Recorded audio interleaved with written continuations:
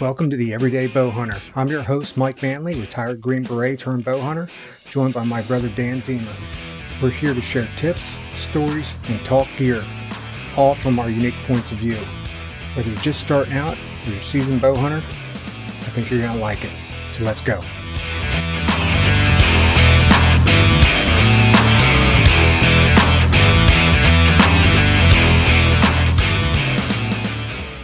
All right, Dan, here we are, episode 20. Feels like a milestone. Yeah, it's crazy. 20. Yeah, that's good. We're getting there. Considering, I think our anniversary for doing this podcast is in July. Did we start in July? I think it was late June or early July when we started this. All right, I can't remember, but so we're closing in on a year here. We're getting close.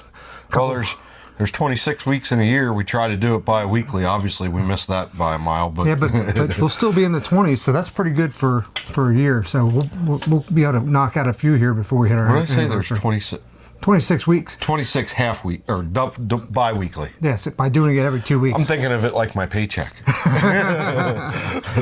I get paid 26. You know what I mean. Whatever. Yeah. All right. So this past weekend, Dan and I, as we talked about, the Spring Gobbler opened up here in Pennsylvania. We went up to our camp with our family and our dad and Dan's buddy Jevin, and we had a blast. The weather did not cooperate with us too much. It wasn't beautiful, and if anybody's around where we hunt, you know that it wasn't great. It was very rainy. Very rainy, just like it's cold. Yeah, it was cold. We went out. It was actually funny because I was getting my stuff on, and Dan's like, "You're not going to need that jacket very long. It's going to warm up out here." And it never did. Nope. It actually got worse. Yeah. It was about 50 degrees when I came out of the woods. Imagine that. The weatherman was wrong. Yeah. It did not warm up at all. So anyway, I started off, I got all my stuff together. I went out and as I said, I used a shotgun. I took my shotgun out. I did not take my bow. I do plan on taking my bow here and hunting next week. Not this upcoming weekend, but the weekend after. I'm taking some days to try to go out and get some more turkey hunting in. And I am going to take my bow for that. Because I did finally get to shoot my bow quite a bit. Feel real confident with that. Nice. But that's another story. So anyway, I went out. I had two different spots I was really focused on because of history with turkeys, being in that area, seeing them a lot. And one place that we call the lead line. Mm-hmm. And another place that we call the shale pit. I was actually surprised to see you there when I came back through at the lead line. Oh, really? Because you had never said you were going to go there. When I was driving up. And I was like, he's in a good spot. Well, habitually, there's always been good turkey hunting there in that area. Absolutely. But the problem is there's always been a ton of people there that you have to, then I don't want to go up in somebody else's hunt, you know, in that area. So always seems to be somebody there when we get there. Yeah.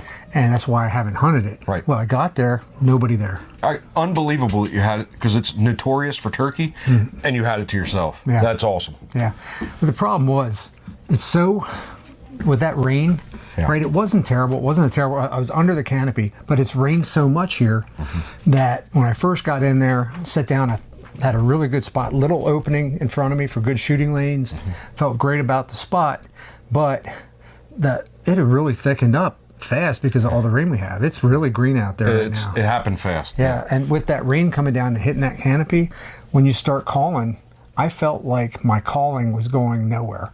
I felt like I needed to have a bullhorn so the turkey could even hear me. If they weren't within 100 yards of me right there, they probably weren't going to hear me at all. Oh, they heard it. They have amazing ears. So. But I moved into the wood line a little bit from where I was and got hit a little bit more open area, just trying to give myself and my calling a little bit more reach.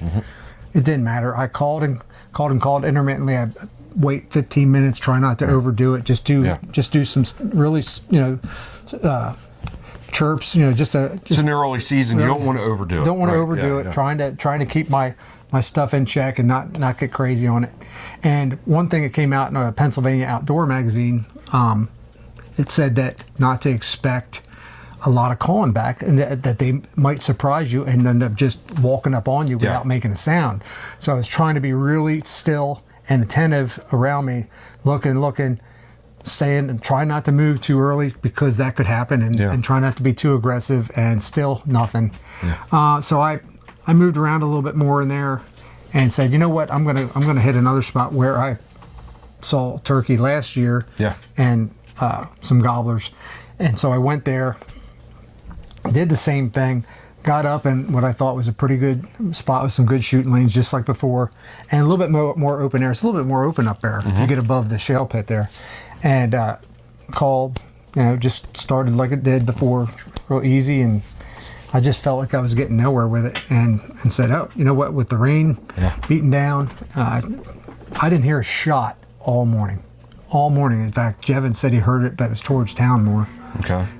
But I didn't hear anything. Did you hear any shots? I did not hear one shot. And, this is tribute to... never seems to happen. This is early in... Okay, so if it's really warm and buggy, first light, they're going to be more vocal. It's going to be on, This cold, rainy... It was not ideal for turkey hunting. Probably keeps them bundled up in the tree more. Right. I up in the roost. Yeah, I was just getting ready to say. I think that, when it's colder like that and wet, I think they roost a little bit longer and they're staying quiet, so you're not locating them. They're more inclined to just keep keep their mouth shut and not get shot, unfortunately for us. So, but yeah. Yeah, I mean, so that being to basically going back to camp, and I was going to go over into the area right next to camp, but Jevin had already done that, so I didn't want to go over there and mess up his hunt. Right. So my hunt, I think by 10 o'clock I was done. Yeah. So we started early. We were up by 4:45, but really didn't get anywhere with that. Yeah, and it took a little bit longer for it to get light out because of how overcast it was. Where on a sunny day it would have been light a lot earlier, but at any rate, it is what it is. Yeah. Luckily, I had good gear on, and the rain didn't bother me. But the turkeys didn't bother me either. Yeah. I'll tell you what, that new Sitka coat worked pretty good for rain. For me, it was just kind of everything else. Like that was the Traverse hoodie. Yes, Traverse hoodie. That had to be warm too. I was a little peeved that I bought it thinking it was going to be like the Traverse pants. Mm-hmm. Not even close. So it's more kind of thickness-wise, more along the lines of the. Oh my gosh. What do I have? The Equinox. The Equinox hoodie. Not the Equinox Guard. No, that's different. The that's straight Equinox, which they don't make anymore. Right, which I think this is a little bit more windproof, a little bit more rainproof. I think it's better.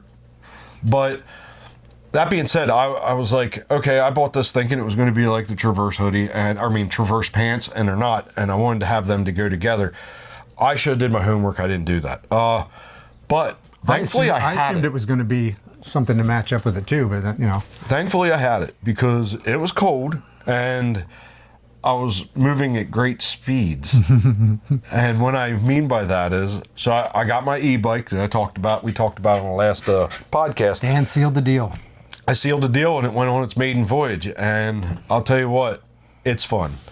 So I rode a total of, I think, about 5 miles, but I got out to where the goal was to go. I got out there and the path kind of goes along the top of the ridge of the mountain there, and it sits back a little bit. So I would go about 100 yards, shut it down, and I'd call. I'd sit there and listen for a little bit, go about another 100 yards, all while staying on the bike. And it's so you got tire tracks on either side, grass in the middle. I'd kind of stay in the middle so it would be dampen my noise a little bit, be quieter. But my thought process was, if they roosted low and they're going to be feeding up, I'm kind of back out of the way, but my sound's going to carry and I'm going to hear that coming up over. I did that. Obviously, I didn't hear anything because this story would be a lot better if I did. But I rode that out like that, and I came back and then went out to another opening that we had scouted. And there's like a water hole. I got stuck in the mud, and I went past the water hole and went out to the field. I tore up my nice boots. But I'll tell you what a tool to have in your toolbox for hunting. It is everything that I thought and more. Mm-hmm. I think I'm in love. It's awesome. I'm not going to lie. It is such a tool. I'm probably going to execute and buy the same exact bike because it meets Pennsylvania standards, and everything else I've looked at has just a little bit more speed to it. Yeah. High end speed, because you have to max out at 20 miles an hour. Right. And the one thing I was concerned with, that I didn't want to jump on it until I heard if Dan was okay with it, was he went up a pretty sizable incline to get to the plateau that he was on, and he was just talking about. Yeah. And how did that work on that incline with the bike? Okay, so Talk about the specs of the bike real quick. so it's 750 watt max. It's an Amazon special. it's an APOS A2. AIPAS. Yeah, A2. 750 watt. It's the fat tire. It 20 mile an hour, has 20-inch wheels. 20-inch wheels. The 4 levels, I think, of pedal assist. 4 different modes of pedal assist, which there's a learning curve. I will just say that there's times where if you even touch your pedals, it just kind of starts taking off on you, and you got to know which mode to be in that it doesn't do that. It folds up. Very nice. That is kind of one of my more favorite parts about it, because I folded it up and I was able to keep my tarp down, or my tonneau cover up, tight, and have everything packed in there with all that rain. It was nice, and I still got to get my cooler, So my what's the weight sleeping of it? bag, 63 pounds, I believe. 63 pounds. Yeah. And It's very tolerable when it's packed up. You know what I mean? Because it's all condensed, and you're just. But you felt like with the pedal assist going up a pretty good incline, that worked pretty well. There was a couple almost like, no, you know what I mean? Moments where it really kind of started dogging out on me, and I'm like, oh boy, here we go. And I looked up the mountain and went, oh shit. But I just dropped gear. It has 7-speed Shimano gears on it, and I just dropped gears, got into that, mountain bike easy mode, so to speak, and boop, the pedal assist really kicked it. That's the thing that I'm really looking at when you're saying, okay, you have the pedal assist, but then you also have straight up electric, but then you also have a regular geared Shimano 7-speed thing on there where you have to downshift to be able to pedal easier going up a hill. It's about managing all that and learning how it works all together. That's just it. And then on top of that, Mike, I haven't been on a bike in 15 years. Oh, wow. You know what I mean? I didn't realize it. Oh, no, dude. I never was really into mountain bikes. I always rode BMX. Yeah. I was like more of the BMX skateboarder, motocross guy. And that's what broke my body in half. But we ride bikes all the time. But the one feature that I saw that really stood out to me as important was that it's a step through, because of putting gear on the rack in the back of it and not having to step over that after you pack that. You can just step through and get on the bike without having to swing your leg over the top of it. That's just it. Kind of like what I was saying about breaking my body in half. So back in, what was that, 2003, I was hitting some jumps, motocross on the quad. Me and cousin raced nationally, and I thought I could be like him. Obviously, I'm not. We're two totally different people. He had abilities that I definitely didn't have, and I crashed my brains out, and I shattered my pelvis, and messed myself up pretty good. Well, I can't kick my leg up over, like a mountain bike, let's say, up over the seat, and especially if you got on that rack a bag and now you're kicking up higher. That's what I'm saying, I wanted that step through. And I'll tell you what, if you got I had a backpack on with my shotgun, it's meant for a gun. I had that on me, and just being able to step through, hop on, and go, it is so convenient. I fell in love. I was like a kid in a candy store. I literally, if I would have had my GoPro on and it would have been facing me, it would have probably looked like, you know what I mean? I was so happy. I was smiling from ear to ear. I actually rode past 2 guys that were walking up the path out to go out the mountain. And I mean, about 13, 14 mile an hour flew by them. And later on, when I came back, they were at the parking area, and they kind of approached me and wanted to know about the bike. And they're like, the younger brother, it was 2 brothers, and the younger brother said, man, when you flew by us, I looked at my brother and was like, that's what we got to have, And they're like, he's like, dude, that's freaking cool. It gives you so much reach, And it's going to be eventually everybody's going to be doing it, But it's and about it's such a tool. We were talking about in the last podcast about time equality or whatever. Time equity. Time equity. Sorry. Yep. So where I wanted to park, where the gate was locked for archery season. Okay, so that gate was open, but the main gate to head back into this property, which is 2 miles back the other way, that was locked. So I had to start. That's a lot of distance. It was a lot of distance, but I made it to the top of the mountain in what felt like no time. Now, I do have to give my bike a break-in period. So the front shocks aren't as soft, the suspension in it, the shocks, they're breaking in. It was a little stiff, and you start the switchback road. It got a little hairy because I was going a little bit faster than I wanted to go, and it's loose stone. But I'll tell you what, all in all, great experience. So back to turkey hunting. So I pack it up from there and I head back, and I go to, if you guys have been listening, where I hit the buck this year, and I wanted to put my cell cam up. So I go up in, I call a little bit, and nothing. So I was like, you know what? I'm going to hang this camera. So I hang it, and I go to link it up, and it won't link up. I pull my phone out, realize I have no cell phone service. I'm like, you gotta be kidding me. So up the mountain I go, and I go up, and there was a spot that I had seen in rifle season.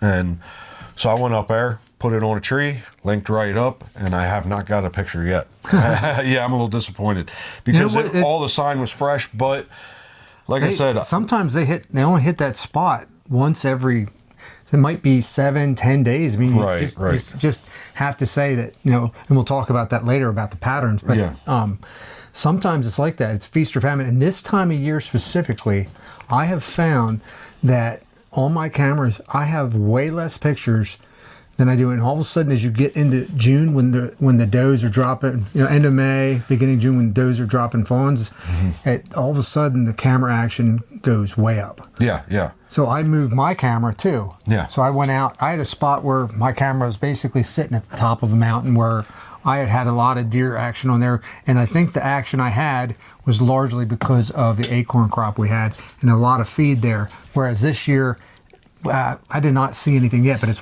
very early. Yeah, right. So it's very early. So anyway, I just moved it down the mountain to the next bench down, and I already have pictures. So that was a good move on my part to move that camera. Of course you do. I had moved both cameras cell cameras I have out, and right after moving them, I had gotten deer on both just because of looking at the active sign.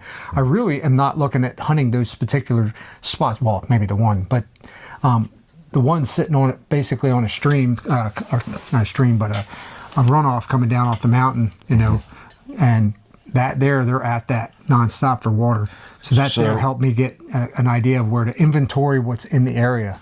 So literally you're using it just a pattern. Yes. And so on pattern, do you want to do it? Yeah. So one of the questions, what he's segueing into is one of our listener questions, and it's from Jim Knoll, Missouri. Thank you for the question on Instagram.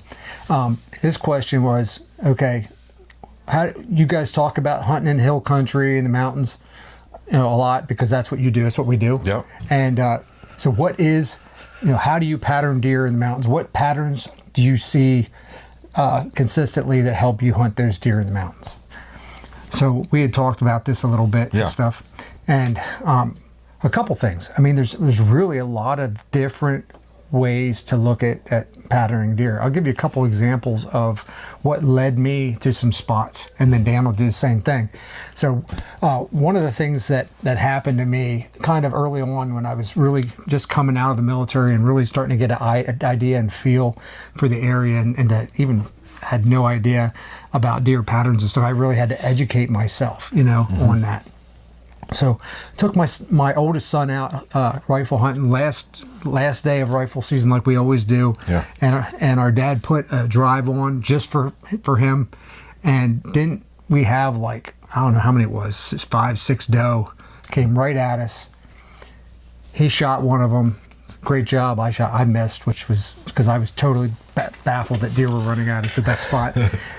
You know the spot I'm talking about. I do. Yeah. It's right next to a lake. Yeah. Anyway, so we track the deer, and it probably went 150 yards. But all those other deer that did not get shot, and there was snow on the ground, right? And I kind of saw where they had crossed the road and where they went. Well, what I did then was I said, I'm gonna follow these tracks to see where they naturally went, because they're gonna go where they always go. They know they have their trails, and they're going to go right to their trails. Even if they're taking off course a little bit, they're always going to come back on Familiarity, course for their the trails that they're used to running. So I followed that, and what I ended up doing was establishing a spot where in the mornings deer are coming from water. They're actually coming across the road that's there, and they're coming up onto this bench that's not too far from the road. It's maybe 150 yards at most, and then they're running that bench in the morning every single day for the most part at that particular time.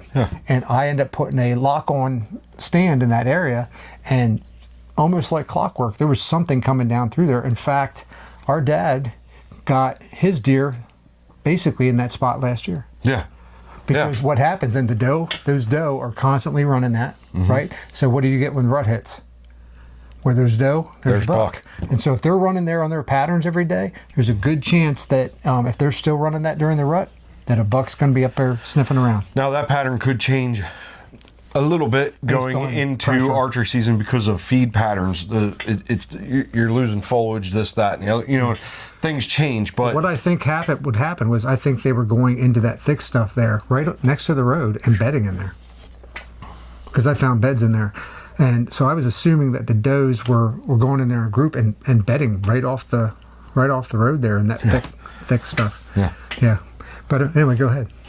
All right, so for me, you know, patterning deer, it's not as easy as it sounds. I mean, I guess it is. I mean, there is some common sense into it. So deer need certain things. They need cover for bed, they need food, and they need water. Always. Okay, so... That's what I said in previous podcasts when I was initially scouting it. Yeah. So utilize that knowledge to pattern deer. So for me, as a young guy, my dad would always say, you know, the hunting pressure around here is pretty high. So they're bedding up on top of the mountain. They got to come back down to drink, you know. And certain areas were closer to, our cabin sits right at the edge of Hag. So they're coming down to the fields at night, and they're going to feed in the cornfields and whatnot. Maybe get some of that Timothy and, you know, clover and all that good stuff. So patterning them in that aspect closer to the ag fields, you have to put yourself, okay, so if you go out spotting, you might not see them deer out in them fields till 9 o'clock at night. So now you know you got to be higher up till they feed. You got to figure they're just feeding down the mountain. They're just browing, you know what I mean? Going down that mountain. So you got to kind of think about it like that and time it that way. Now out in the mountain where you don't have that ag, again, you have to have your thick, you have to have your food, and you have to have your water. So for me, I do hunt a spot that is by a larger body of water, and 2 years ago I was hunting and I seen it was rut, but what I saw was on this ridge, I knew that in rut the deer kind of push up a little bit. They're not necessarily down in the flats of this area as much unless they're drinking, coming, you know, getting ready to go back to their bedding. But this buck was running doe and he was running this ridge. So knowing that, I went back and knew where to put myself because I knew where he was running doe. And I ended up putting myself in a pretty good spot, and I got that 8 point. So yeah, patterning deer, like I said, it's not actually easy, but you do have to use some common sense and use the knowledge of bedding, food, and water to utilize that. Yes, and part of patterning is also being able to get out there and cut a track, find those tracks, see the direction of movement, right? A lot of times a deer will only run a certain direction in the morning, right? And they'll actually do like a big loop. You know, they'll go stay low in the morning in the mountains, and then they'll go high to bed a lot of times. Not every time, but most of the time. Well, you guys all might have heard us actually say, oh, that's a morning hunt, or that's an evening hunt. And that is because of that traditional pattern that they run. That's a direct correlation right there. Like, okay, well, they're normally going to bedding, you know, so that's, you know, more of a this hunt. Or they're coming from bedding, going down for water. Well, that's more of a this hunt. You know, it's like that helps us decide if it's going to be a morning hunt or an evening hunt. So I found this spot about 5 years ago. I'd walked way out on this logging trail, and I found this little field just out in the middle of the woods. And I put a trail camera in, and I started seeing the patterns of the deer in there every day. Right. Well, what I did then was I branched out, and as I kind of walked back away from hunting that spot, I found these little crossings where deer were moving through the day, and I would actually bump those deer and see them moving. What it did was it made me put cameras at other locations in this area, and now I have a really good sense of, okay, deer are probably at water, right when it's dark still, and then they're moving. I have a spot that now that I have done so much research on with that movement pattern that I've narrowed down that between basically 7 a.m. and 8 a.m. these doe are moving through, and then when it came time for rut, I put myself in that spot, expecting doe to move through there and then hopefully buck coming through, which I did. I saw 2 buck there. That's when I saw the biggest buck I've been chasing for the last couple of years there. But he decided to come in at 5:30. And then the 4-point comes through at 8 o'clock when it's light out. So anyway, but so you can get a sense of, okay, but you have to get on the ground, right? Get on the ground. Look for those transition areas, right? Benches where things kind of flatten out a little bit. Deer will put themselves on the edge of that bench where they can see just over it, right? So they can, for that security. And then, of course, a lot of times they'll use the wind or whatever too, but they'll travel those lines like that. So putting yourself in the hill country like that, where you can see those benches, is a good starting point. Hard transitions between things like mountain laurel and open timber. Look 20, 30 yards on either side of that. Look for those trails and then start following them. Look for tracks. Go in there when it rains. See the tracks in the ground. See the direction of movement. Say, okay, this took me to water. This is probably where they're coming tonight. Put a trail camera up. Doesn't have to be a cell camera, but just put a regular camera in there. It's not like you're going to hunt that spot necessarily. All you're doing is confirming the pattern and starting to understand that movement.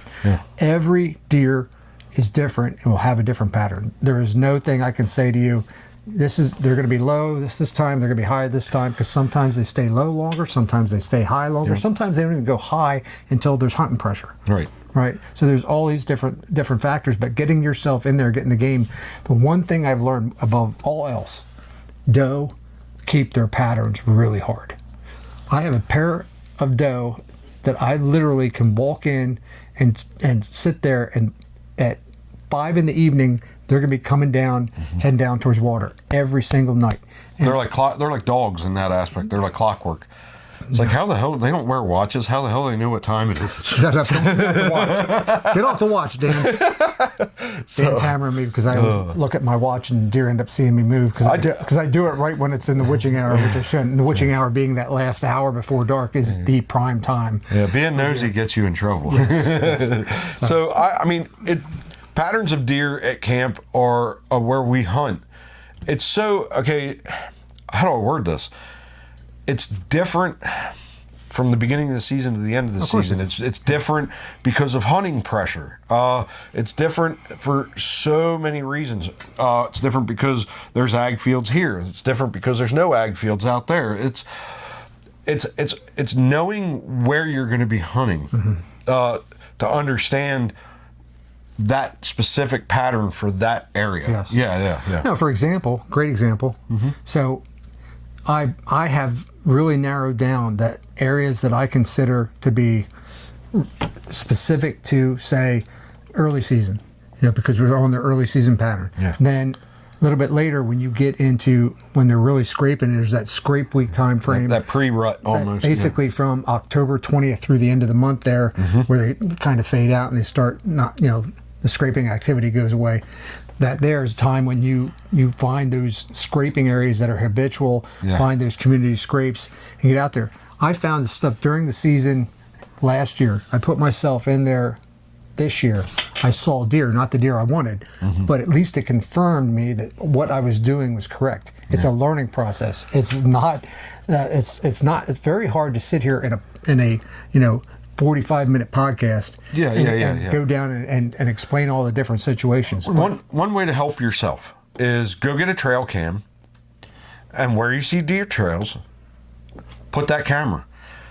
And then once you retrieve your card, or if it's a cell cam, look at the times of day. That's going to tell you everything you need to know. If every Tuesday, Wednesday, Thursday, Friday, you're seeing them at 6 a.m., you know that, and they're all heading one direction.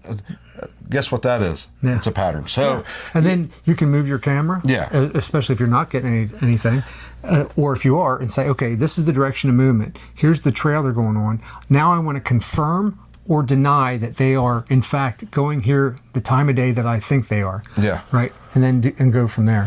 One of the things that Dan was talking about, the ag fields that are next to us.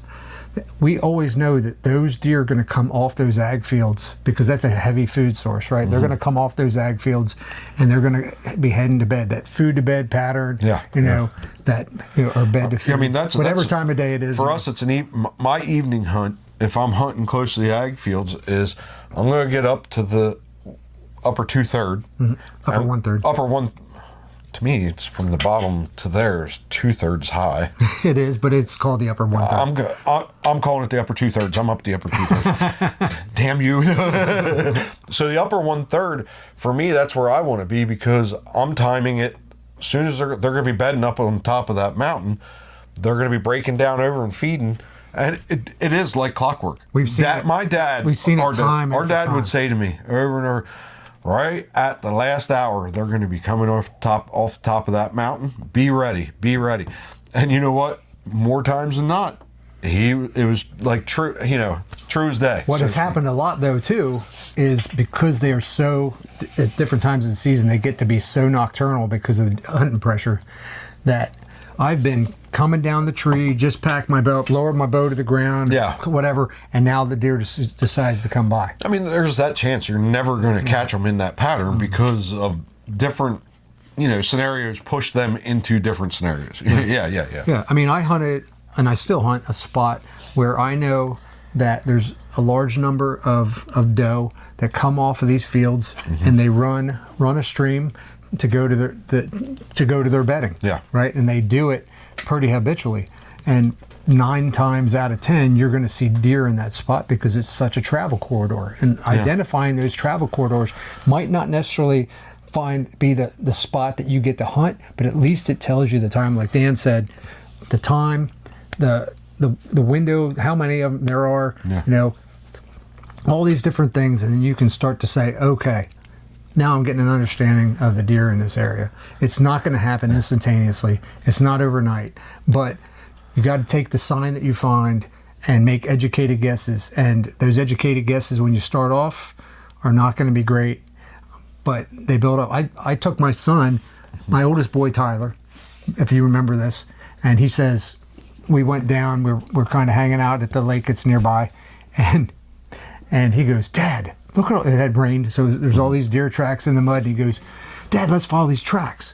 So we follow the tracks, and he goes, this is Deer Vegas. Well, we end up calling it Hangover Hollow. Yeah. Being that it's a short walk, and if you had a hangover, it's real easy to get to. It's a great place to go. Oh, no. And that's how that was born, because he noticed the pattern. We went in there, confirmed, hunted it, and now everybody could see that is a thoroughfare for deer as well. Then you have a spot like Vincent. Sorry, somebody was a little excited upstairs. We have a spot that we call Vincent, and every morning it's like clockwork how these deer just come right across you. They're coming down, and they're kind of dog-legging, heading out towards the power line there, and it's so up behind where you would hunt. You're hunting is bedding. That's the thick, and they're coming out of that. To go down, super thick. It's super thick, and they're. What's crazy is it's kind of opposite of what you would think. You would think they'd be coming the other way in the morning, heading to bedding, but they're actually coming out of the bedding area and walking across you. And it's like there's a little grass field. They can get some good grass. They can, it's. That's where I got my buck a couple years ago. Yeah, because he was following the doe in there in the rut, and that was 3 years ago now already. Yeah, it is. Wow. Yeah. But anyway, Yeah, so all those things, I mean, there's so many things, but the first thing is, I say always is like Dan said, look at your maps and stuff, look at your eScout, say, okay, where's water, where's possible food, and if you're in a real, heavy wooded mountain area, that can be very difficult to find. You have to look for those mast crops like acorns and stuff, and you're not necessarily going to find them till you're getting on midway through summer when you start seeing that stuff up in the trees, and you can see the some early drops and stuff of acorns. Acorns is a huge part of a deer's diet in your woods, in your hill country and stuff, your oaks. And then you look at your beech trees and all these different things that they can feed on. And if you find a good batch of acorns in an area where there's none other producing trees around, I'm thinking about hunting that spot. Yeah, that, and again, back to get yourself a camera. And it doesn't have to be an expensive one. All you got to do is go get a cheap model. Literally, what you're doing is just going for that timestamp on there. So you're getting that clockwork of what they're doing, hence the pattern. Yes, and during the season, I actually, talk about the 80-20 rule. Yeah. Right? 80% of your time scouting, 20% of your time hunting. I have spent time just sitting and observing an area, putting my binos up, and just seeing if I can see what I expect to happen with deer or if I don't. So it's spending time like that, actively scouting for the hottest deer sign you can find, which is a whole nother podcast. Yeah. I just look for the cattle path. Yeah. That's what I call it, doe paths. I just look for them. I mean, we had talked about the slides in other episodes. I look for that because, again, I would rather sit there and see 8 doe go by than not see anything, because those 8 doe, what comes next in rut? And that's the big, a buck's going to be following. Yeah, and that's a great thing. That's a great segue into saying, okay, when you have doe, why are you scouting doe? Why would you even pay attention to doe for buck? Well, because I live for rut, and where there's doe, there's buck. But even before rut, when we talk about scraping activity, when we talk about rub lines, a lot of times just off where doe are bedding, that's where these bucks are going to lay down their sign. They're going to put their rub lines. They're letting that's using that as a communication tool with the does, letting them know they're ready, and then they're waiting for the does to be ready. And they start way earlier, obviously, than the does. And they drop this sign so you can see those rub lines. When you see those scrapes, you know that it's probably not too far away from potential doe bedding. So if you have doe trails coming through areas like that, setting yourself up in that area or scouting that area is probably not a bad idea to establish those patterns for that. I think I just came up with something. So follow along for this ride. So I'm going to call something doe adjacent. Doe adjacent. Okay, so you have your doe bedding. The buck are going to be bedding doe adjacent from that. They do. And I just came up with a new term. Sorry. Or the buck is going to be bedding adjacent to the doe bedding. No, it's doe adjacent. Because they know that there's a hot doe and they want to keep their nose on that and be within that area, Even when they know where doe are bedding and they're not quite ready, they're waiting for that to happen. So that as you get into that time frame there, right before the actual rut, buck will bed just off of doe bedding because they're monitoring the doe activity. So if you find doe bedding, in which you're going to find circles of beds, even if it's like 2 doe, they're going to be close together, and it's not necessarily going to be in thick stuff. It's not going to be hidden behind stuff. A lot of times they'll just bed out in the open, whatever. Oh, I see that a lot actually. Up on the upper 1/3 is you'll see a bunch of beds together right on the side, right before the very top of that bench.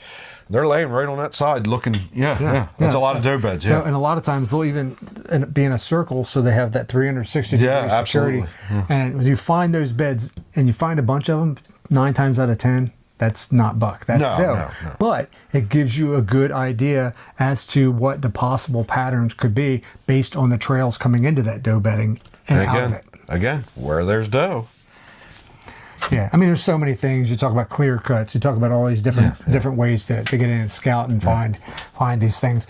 There's only a couple places that they're going to be, and then the travel routes in between them. Yeah. Right? Bedding, food, water, travel. Yeah. Yeah.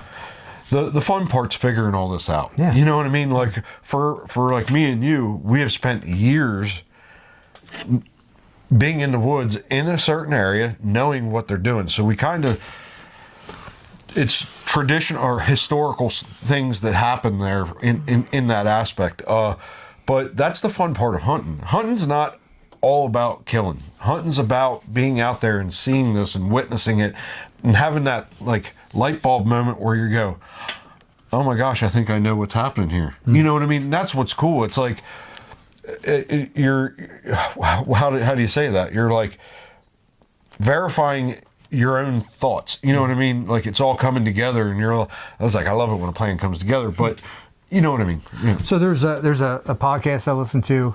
The guy was talking about this very same subject. He said, I live for historical data. He said, my Onyx is just so crowded with data from the area I've been hunting. He said, it took me 5 years to narrow down some of the bedding and the food patterns in the area, right? And then when I did that, I was able to go in and kill the biggest buck of my life. It wasn't year 1. Right. Wasn't year 3. It was year 5 in that area. I killed deer out in other areas, but for this one particular area, it was so tough because of winds and different thermals and stuff, which we deal with in the mountains all the time. That's a big obstacle.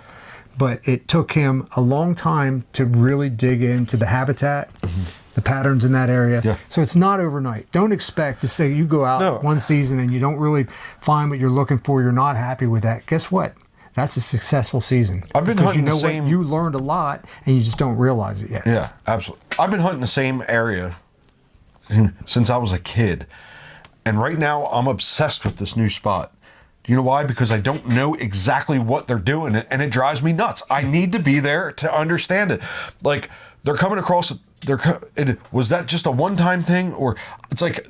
I can't sleep at night not knowing what these deer are doing, and that's why I'm obsessed with it. And that's the fun part. And every season you're going to stumble into a new area or a new spot. I'm talking about Mossy Oak. Yes, and I'm getting more and more excited about it. It's really cool. That particular area, the first thing that led me to even looking at that spot was because my wife and I followed tracks in the snow in February.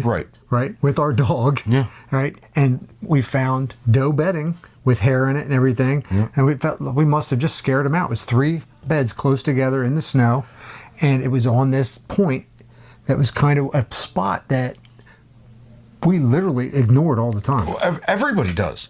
Everybody and that's what's great about it. Because it's not an easy spot to just walk up into. It's kind of like a little land terrain feature that's like, oh, I got to get around this to go here. Yes, yeah, and it's like, as soon as you walk in, it's kind of soupy, a little bit swampy, and then like it almost pushes you to a different spot to get around that.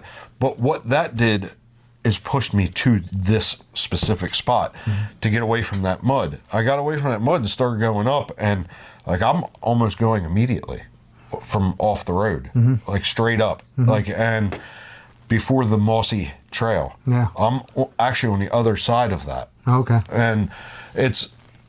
Man, I'm literally, or figuratively, whatever it is, I'm obsessed with it right now. I can't get enough of it. I mean, we follow singular deer tracks up there to basically that area you're talking about in the snow. Yeah. And there was a spot where the deer had been against. You could see its paws. It's paws. Hey, they got paws now. You were thinking about the dog. Yeah, against a tree where you saw it rubbed its body all against the tree, and the tree was all worn down where that, and their hair in the tree where it was just kind of scratching itself or whatever, and it said, I'm thinking this is a buck. It's probably the buck you shot at, but anyway. But so I mean, all these little things, you got to memory bank it, and I think using something like, I don't care what mobile app you use, we use OnX. It's not like we're saying that's the best one. I haven't tested a bunch of other ones. HuntStand's great. I actually, before I subscribed, because OnX had a deal. And that was the only reason I got that. They were running a special. That's why I did that and stopped using the HuntStand. HuntStand's great. It is. I did look at that a little bit. I tried to use Spartan Forge, but I think the user interface on that is not well organized, and that. So it's been a while since I used it. Yeah, it could be better now. Yeah. It's been well over a year and a half or whatever since I even touched it. But I was like, where do I go for this? And then I went to their website and there wasn't a tutorial. And I was just like, okay, I'm done. And you know what, Mike? There's certain things I really like better about Hunt Stand because it shows you your wind cone and this and that. But there's things that I like about OnX better. I like OnX that when I link my phone to my truck, you could pull it up on your maps in your truck. Yes. You can have your OnX works right on your screen in your vehicle. I just did it on Saturday when I was going out there to find my camera. I had it waypoint on OnX, and I followed it on the screen on my car out this dirt road to this spot because it's just everything looks the same out there. You have to really be able to navigate, and you can navigate with it like you said in your car. That's great. And because I haven't used Hunt Stand in that aspect, I don't know if you can. I don't think you can, but I do like both of them virtually equally. There's things about one that I like more than the other. There's one, you know what I mean? Yeah. So I can't knock either of those. Those are the only two I tried. I don't have anything to say about any of the other ones. I don't want to comment on something I don't know. But the point here is, when you go out there and you find sign, or you have a trail camera and you see deer, mark that on your app, whatever app you're using. Yeah. Mark it on there. You can even use Google Maps. And mark it on there, and then you will see a pattern. Start. Yeah. So that's a outstanding way of getting up there. Okay, I have rubs here, but whatever. You might find that some stuff is haphazard because a buck will go all over the place sometimes and just rub everything. When it's a young buck will just rub all over the place sometimes. But even with that, you'll be able to see the forest through the trees and say, okay, that's a mess there. That really doesn't make sense. But the rest of this is a big old circle here, or whatever that pattern is. No, that's a great point about following your map, because you can I'm going to get with that, however you say that, literally or figuratively. Literally see the pattern. Yes. Through your Yeah. So I mean, that's a way to go in. Okay, I have a trail here. You can get on a deer trail right now. Go, a place that you see that there's slides. We call them slides coming down off the mountain, right? It's where deer are coming off the mountain, and they have that incline down to the road where you can see the tracks coming down or going up, right? And follow that trail, and then use the tracking feature in the app and follow the trail, and then you'll be able to see that on the map after you're done and look at it and say, oh, I just walked that deer trail. I walked this thing as far as I could for 1.5 miles, and I got this big loop here. Now, what did you find in that process along that trail when you were doing that? What were some key terrain features you saw? What were things that did you see any rubs? Did you see any old scrapes? Did you see any fresh scrapes? So I saw a new slide this weekend. Did you? You know where the Brown Bridge is? Where that old guy always hunts? Yes. Go past that about 150 yards. Coming down, going into there. It was like that wide, pure mud. I was like, are you serious? Check it out. I know you're going to be back up there soon. I think I was there already. You think you saw what I saw? I think I was up in there trying to get my camera to link up. It's a hell of a slide. You're talking about the old man with the chair out there. Yeah, right down from there? No, not the old man. Not a wild man. You know where the little Brown Bridge is? What road are we talking about? Our Kemp Road. Yeah. You know where the little brown, it's just... okay, yes. Go yes. past that about 150 yards on the left, you'll see it. Oh, okay. Yeah. Yeah, sorry. I did have a camera up in there this year. I thought you had it down. Did you go up? Up. You went the opposite side. Okay, I didn't know that. All right. Yeah. Yep. So, although you're seeing the same thing I was seeing, because it's not far from that. I was like, "Ooh, hey now!" I got a little excited about that, but yeah. Yeah, well, I did some scouting, and I'm really convinced that there's some deer, a nice buck that's running around, made it through the season. I have camera stuff on this buck, and I think he's bedding sometimes on a knob that's literally right on top of the road, and I think he's kind of checking the road out for entertainment during the day, and also for security as well, because he can see where the threat is. Yeah. But it's all these little things. You can't get convinced that bedding is always going to be high. You can't be, because they will bed low at different times in real thick areas, especially marshy, thick swamp areas, which we've found over the years to be a hub for where deer go when they want security. Yeah. So, I think back to turkey hunting now, not to do an extreme pivot back to that, but there's a lot of time left, and my birthday falls on a Saturday this year, so my wife says, "You sure you don't want to go hunting on your birthday? Go back up turkey hunting." I don't know. I'm going to be there. Are you going to be there? I took off, like I said, not this weekend, Yeah. but the following week. I took off Thursday, Friday, and I'll be there Saturday, which is your birthday then. Okay. Well, I might take off Friday and come up and hunt Friday, Saturday, Sunday. I have to work, and it's overtime. It's very good money. I'm not going to turn it down. I'm testing a lot of gear, so I got to get out in the woods and test it. I don't like to get in the front of a camera and do a review on a piece of gear without actually testing it. Hey, there's no time like the present. Yeah. So it frustrates some of the people that give me gear. But I have to be as good as I can about it. No, that's just it. You got to be thorough, and you don't want to half-ass it. That's not fair to to people who are sending. Yeah, I think it's an ethics thing. I want to show some show that I'm honest. If we do one more episode about ethical, Mom was getting mad a little bit there, and we were talking about muscle memory. You guys said that like 56 times in the one episode. But it's important. It's important. It's it is very, very important. So, well, Dan, I think we covered a lot today. Yeah. 20th episode. Yeah. Cheers, man. In the books. Yeah. Hey, we appreciate you guys being here, watching, listening, wherever you're at. Please, continue to follow us. We love having the questions. Please send in more questions. We really could use that. It's kind of my favorite part. Yeah, I love it. I love answering questions.